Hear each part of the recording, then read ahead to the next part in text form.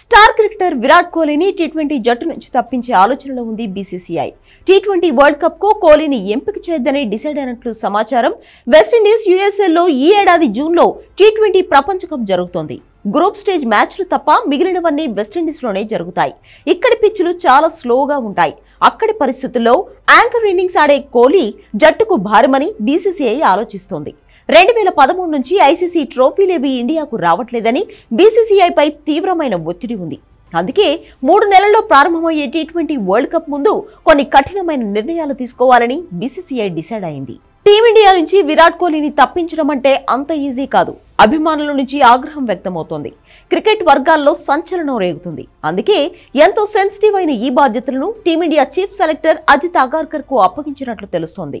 విరాట్ కోహ్లీకి ఎలాగోలా నచ్చజెప్పడానికి అగార్కర్ ప్రయత్నిస్తున్నట్లు సమాచారం. టీ20 ఫార్మాట్ కు తగ్గట్లుగా తన స్టైల్ మార్చుకోమని కోహ్లీకి అగార్కర్ ముందే చెప్పాడని అంటున్నారు. ఆఫ్ఘనిస్తాన్ సిరీస్ లో దూకుడుగా ఆడడానికి ప్రయత్నించిన కోహ్లీ అంతగా రాణించలేదు. 2 మ్యాచ్ల్లో 29 పరుగులే చేశాడు.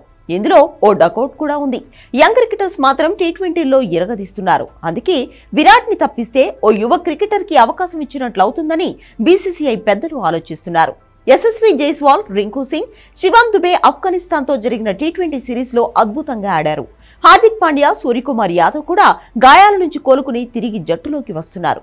ఫామ్ లో ఉన్న క్రికెటర్ల సంఖ్య పెరిగిపోవడంతో టీ20కి జట్టును ప్రకటించడం సెలెక్టర్లకు పెద్ద భారంగా మారింది. ఐసీసీకి మే నెల మొదటి వారంలోనే world cup provisional squad list పంపించాల్సి ఉంటుంది. ఈలోపు ఐపీఎల్ చాలా వరకు ఆగిపోతుంది. ఇందులో సత్తా చాటిన వారికి వరల్డ్ కప్ లో ప్రాధాన్యత ఇవ్వడానికి అవకాశం ఉంది. అందుకే ప్రస్తుతానికి కోహ్లీకి రెస్ట్ ఇచ్చే ఆలోచనలో బీసీసీఐ ఉంది. అందుకు కోహ్లీ ఏమంటాడో, ఫ్యాన్స్ ఎలా రియాక్ట్ అవుతారో చూడాలి.